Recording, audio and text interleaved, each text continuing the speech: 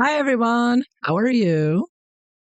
So I was ordering some supplies at Jerry's Artorama, and when I was checking out, I didn't have enough to get free shipping. And I always want the free shipping. So in order to push up my order to get something else, I ended up getting this creative inspiration silky water soluble gel crayons that were on sale or are on sale right now for $16. And I thought I'd make a video trying them out for the first time, giving my first impressions. Yeah, so here we go. I'm going to be using my shooting star coloring book. I think I can I use watercolor for this. I can give a good comparison, you know, because I do have the Neo Color too. They're also water soluble crayon that I used. I can show you right here. On. Okay, I used it here for this page. I use Neo Color 2, trying it out here. And I also used it in the background here. See, these crayons are great for backgrounds. It's a lot of space. I used a Black Widow pencil for the birds and the flower, and then I used the Neo Color for the backgrounds. Yeah, so I thought, well, it's on sale. Let's try it out. I used a Starjoy, that one. This is the Inktense video I just made. So I think what I'm going to do is on this page that I started with my Starjoy pencils, I'm going to use some of the Creative Inspirations gel crayons for the background, because mainly these are just for backgrounds. I would use them for not necessarily the whole page, but yeah, I could use them for the whole page too. Yeah, so these are the colors that you get. And I think I will use this color here for background color. I don't see a name of the color on it, unless I'm missing it here. Just says Creative Inspiration, watercolor crayon, gel crayons, So interesting. This reminds me of there's another version of these types of crayons. The I think King Art is another brand name. Is a bunch of different. They also seem to be coming out with these. It looks like a lipstick tube. You just twist it out. Yeah, so let's give it a try here. I'm just going to do some of the background here. Very smooth, very creamy.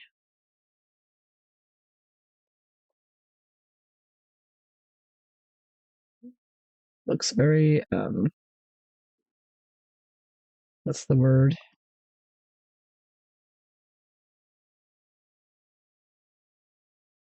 Deep, very deep, vibrant coloring here. Very pigmented. I'm not trying to get exactly because I'm going to use the eye.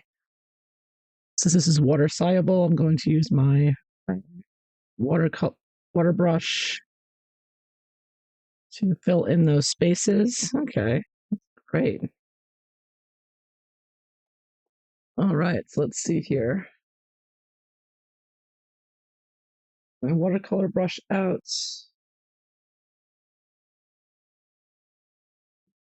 And start this out. All right. Oh, excuse me. The sneeze coming there. All right, here we go. So it is dissolving very quickly. It's using very little water here. I'm not squeezing out any water, just keeping the brushes on the drier side.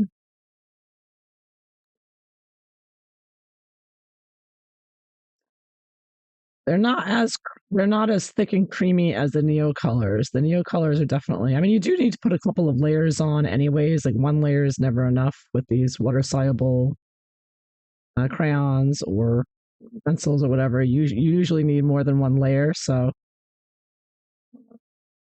I can see that here it still could use another layer on top, but even so, it's just a little, what you would expect. It is much cheaper than Neocolor, so it's just not as pigmented as them.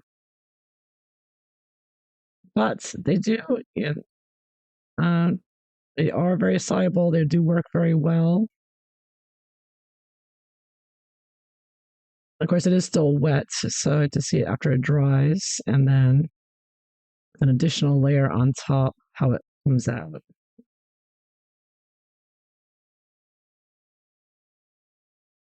It is very easy to use, easy to apply.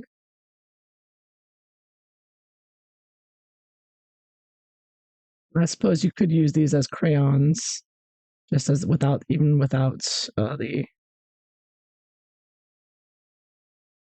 water.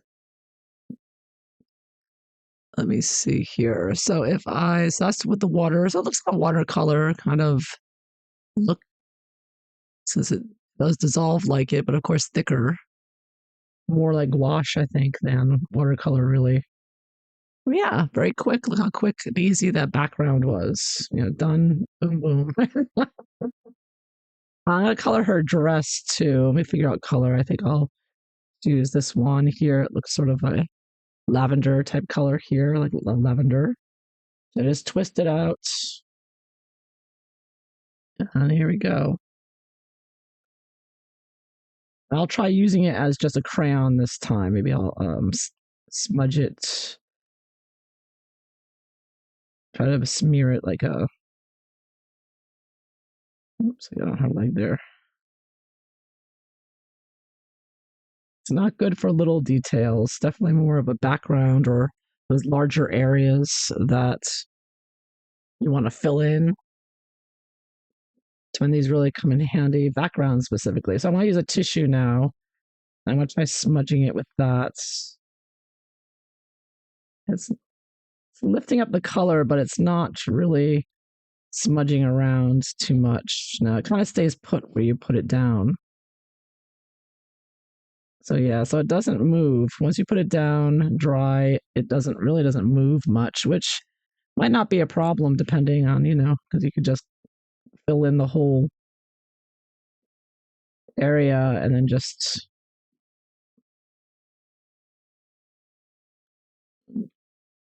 if you want, just leave it like that or use a tissue to just sort of push it down a little bit into the tooth of the paper.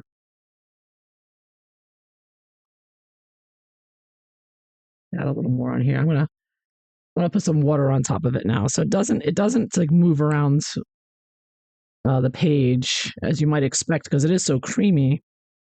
It sort of stays in one place, which is good, because then you don't have to worry about it accidentally smudging onto something else because it really doesn't move once you put it down. But if you add water, it moves around. Then you start seeing it move, and it does dissolve right away. It immediately starts dissolving, and doesn't leave behind a line. Like sometimes you get with watercolor pencils. If you press too hard, there's a line under there, and you can just try to lift it up, and it won't lift up. Not an issue here at all. It immediately dissolves, and I'm using very little water. It's just my brush is just damp. I'm not pressing down, not squeezing out to get water out. So this does dissolve immediately. It works very well. Yeah, I like it. I like these. They look very well. All right, so now this is dry. So I'm going to put another layer on top. So it looks a little, I mean, it's good for a sky. I mean, it's light, maybe you don't want it solid. So maybe I'll just fill in a little more on the bottom here to make it a little darker on the bottom. I kind of like it looking airy there. It's, for the background. I don't necessarily want a big thick block of color behind her, although you could do that if you wanted that. I will color in a second layer on the bottom so you can compare it to the top. And again, getting into these little spaces is a little tricky. There's a kind of a thick tube there, so I could take some off with a brush or something and maybe transfer it from this. You could use your watercolor brush and just, you know, take it from there, move it over if I want to get little areas. So I could do that too. So here's the second layer, adding a little smidgen of water. And it dissolves right out. Look at that. Now I've got a nice solid color there.